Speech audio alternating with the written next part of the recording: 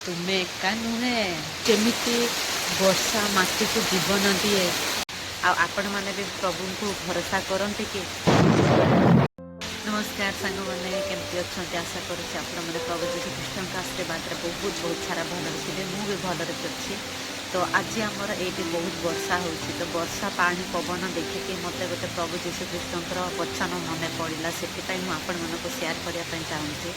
ଆଉ ସ୍ୱାଗତ କରୁଛି ଆପଣମାନେ ସମସ୍ତଙ୍କୁ। ଆଜିର ଗୋଟେ ପ୍ରଭୁଙ୍କର ବୁନ୍ଦ, ବର୍ଷା, ପବନ ଆଉ ବର୍ଷାର ମାଟିର ଜୀବନକୁ ନେଇକି ଆଜି ମୁଁ ଆପଣମାନଙ୍କ ପାଇଁ ଟପିକ୍ ନେଇକି ଆସିଛି।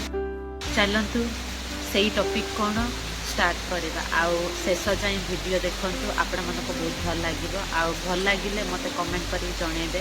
ଆଉ ଆପଣମାନେ ବି ପ୍ରଭୁଙ୍କୁ ଭରସା କରନ୍ତି କି? ଆପଣମାନେ ବି ପ୍ରଭୁ ଯୀଶୁ ଖ୍ରୀଷ୍ଟଙ୍କୁ ମାନେ ବହୁତ ବିଶ୍ୱାସ କରୁଛନ୍ତି କି? ପ୍ଲିଜ୍ କମେଣ୍ଟ କରି କହିବେ। ଆଉ ଆପଣମାନେ ବି ଏମିତି ବର୍ଷା ପାଗରେ କିଛି ପ୍ରଭୁଙ୍କର ବଚନ, କିଛି ପ୍ରଭୁଙ୍କର କୁହା କଥା ମନେ ପଡ଼ୁଛି କି? ପ୍ଲିଜ୍ କମେଣ୍ଟ କରି କହିବେ। ଦେଖନ୍ତୁ କେତେ ସାରା ବର୍ଷା ମାଟିକୁ କେତେ ସୁନ୍ଦର ସେ ଜୀବନ ଦେଉଛି।